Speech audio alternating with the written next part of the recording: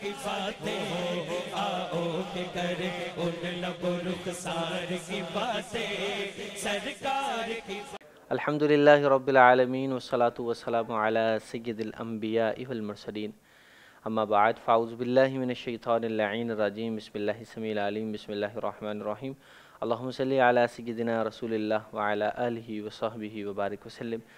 ناظرین و ناظرات، متوجہین متوجہات، ملائکہ صالحین، ارواح طیبات، السلام علیکم ورحمۃ اللہ وبرکاتہ۔ ناظرین کرام، پروگرام سرکار کی باتوں میں آپ سبھی کو خوش آمدید کہتا ہوں۔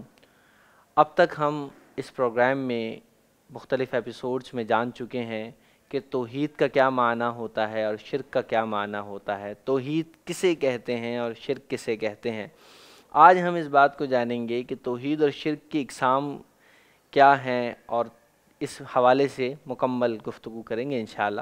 توحید و شرک کی 7 قسمیں ہیں، جن میں سے پہلی قسم اس ایپیسوڈ میں بیان کی جائے گی۔ پہلی قسم ہے توحید فی الربوبیت اور شرک فی الربوبیت۔ توحید فی الربوبیت کیا ہوتی ہے؟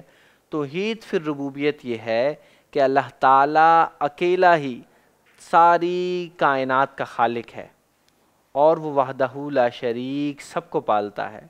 وہ خود کسی کا محتاج نہیں ہے اور کوئی اس جیسا نہیں ہو سکتا۔ یہ ہے توحید فی الربوبیت۔ جیسا کہ اللہ تعالیٰ نے قرآن کریم فرقان حمید میں خود ارشاد فرمایا، اللہ خالق کل شیء، اللہ تعالیٰ ہر شے کا پیدا کرنے والا ہے، ہر چیز کا پیدا کرنے والا ہے۔ اور اللہ کریم نے ارشاد فرمایا، یا ایھا الناس اعبدوا ربکم الذی خلقکم والذین من قبلکم، اے لوگو اس کی عبادت کرو جس نے تمہیں پالا اور تمہیں پیدا کیا اور تم سے پہلوں کو پالا اور ان کو پیدا کیا تھا۔ یہ توحید فی الربوبیت ہے۔ اور اس کے مقابلے میں ہوتی ہے شرک فی الربوبیت۔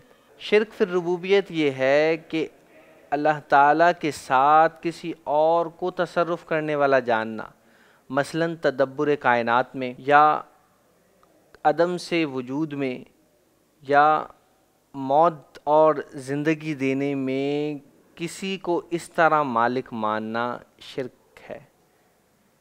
جیسا کہ اللہ تعالیٰ نے قرآن حکیم فرقان حمید میں ارشاد فرمایا کہ وَلَمْ يَكُنْ لَهُ شَرِيكٌ فِي الْمُلْكِ، اس کی بادشاہیت اور ملکیت میں کوئی کسی طرح بھی تصرف نہیں کر سکتا۔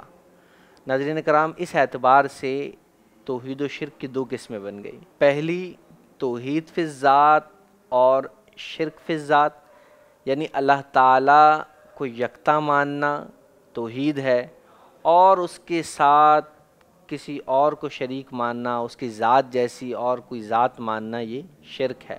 اور دوسری قسم بنے گی کہ توحید فی التخلیق اور شرک فی التخلیق، اللہ تعالیٰ کو خالق ماننا توحید ہے اور اللہ تعالیٰ کے علاوہ اللہ جیسا کسی کو خالق ماننا یہ شرک ہے۔ ناظرین کرام، یاد رکھیے کہ اللہ تعالیٰ کی صفات جیسی صفات یا اللہ کی ذات جیسی ذات ماننا شرک ہے۔ کوئی کسی طرح بھی اللہ کے برابر، اللہ کے ہم پلہ نہیں ہو سکتا، نہ اللہ جیسا تصرف کر سکتا ہے کوئی۔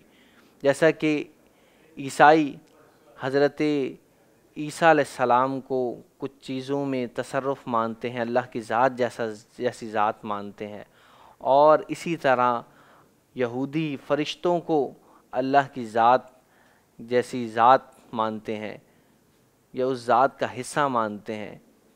تو ناظرین کرام، یاد رکھیے کہ یہ شرک ہے۔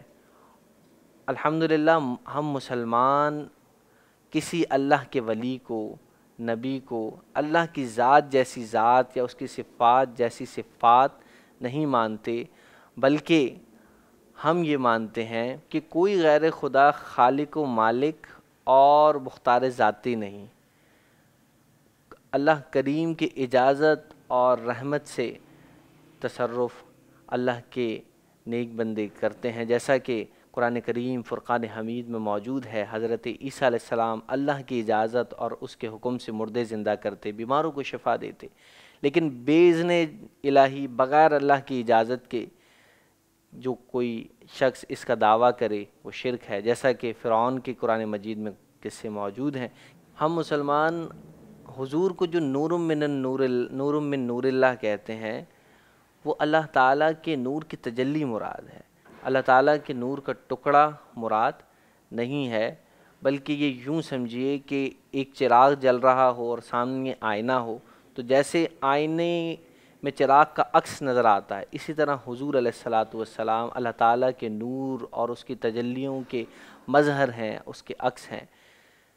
جیسا کہ اللہ تعالیٰ نے حضرت عیسیٰ علیہ السلام کو روح اللہ فرمایا، ہم مسلمان اس بات کو مانتے ہیں کہ اللہ کی اجازت کے ساتھ اللہ کا ولی کو تصرف کر سکتا ہے، جیسا کہ قرآن پاک میں بھی مختلف واقعات موجود ہیں۔ بعض لوگ توحید کے جوش میں مختلف اختیارات کو بھی شرک کے زمرے میں لے جاتے ہیں اور کئی آیات کا انکار کر دیتے ہیں۔ دعا ہے اللہ کریم ہمیں ان لوگوں سے بچائے اور ہمیں صحیح معنوں میں توحید پر گامزن رکھے اور ہمیشہ ہمیں شرک سے بچائے۔ دعا ہے اللہ کریم سے جو کچھ سنا اس پر عمل پیرا ہونے کی ہمت و توفیق عطا فرمائے۔ وآخر دعوانا ان الحمدللہ رب العالمین۔